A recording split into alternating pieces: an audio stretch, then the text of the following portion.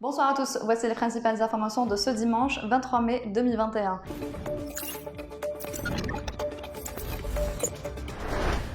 Le ministre de la Communication et porte-parole du gouvernement Ammar Belhimel a indiqué que des conditions ont été fixées pour permettre aux concessionnaires automobiles d'importer le plus grand nombre de voitures dans les plus brefs délais et au coût le plus bas possible.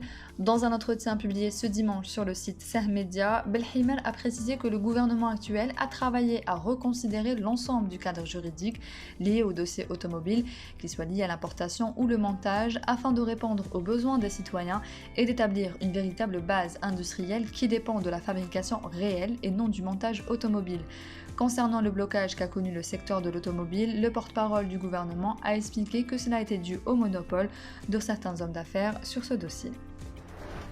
3 raffineries de lubrifiants sont prêtes à produire après achèvement des travaux de construction, a annoncé ce dimanche le président de l'autorité de régulation des hydrocarbures Nedil Rachid, ajoutant que Sonatrach est apte désormais à honorer la demande du marché national en lubrifiant avec une capacité de production de 4 millions de tonnes annuellement. L'invité de la rédaction de la radio nationale a fait savoir qu'en outre des 3 raffineries opérantes, 6 autres projets sont en cours de réalisation. S'exprimant sur le retrait du super des stations de pompage, l'orateur a indiqué que l'opération de nettoyage des réservoirs du carburant en prévision de l'arrêt définitif de l'emploi du plan est toujours en cours. Le parachèvement de cette opération est prévu en juillet prochain, a-t-il annoncé. Des centaines de travailleurs de l'éducation ont organisé ce dimanche à Adrar un sit-in pour exprimer leur solidarité aux 9 enseignantes qui ont été agressées dans leur logement de fonction à Bojbadi Mourtal le lundi passé. Rassemblés devant le siège de la wilaya d'Adrar, les protestataires ont appelé à ce que justice soit rendue aux 9 victimes et que les peines maximales soient ordonnées aux auteurs de l'agression. Il est à noter qu'une autre agression est survenue hier contre des enseignantes colocataires d'un logement de fonction à Biskra où elles ont été agressées par un individu qui est toujours en fuite.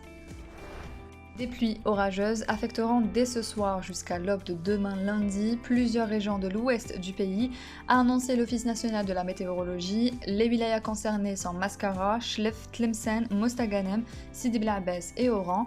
Par ailleurs, les mêmes services annoncent des vents forts sur les villes côtières du centre, de l'est et de l'ouest du pays. Les villes concernées sont Tlemcen, Jijel, Skikda, Béjaïa, Tizi Ouzou, Boumeldes, Alger, Tnis, Tipaza, Mostaganem, Oran et Rintimouchend. La sélection nationale de judo a terminé sur la 3e marche du podium dans l'épreuve par équipe de la 42e édition des championnats d'Afrique qui a pris fin ce dimanche à Dakar, au Sénégal. Les Algériens ont commencé de la meilleure des manières en battant leurs homologues marocains sur le score de 4-2 avant de s'incliner en demi-finale face à la Tunisie sur le même score.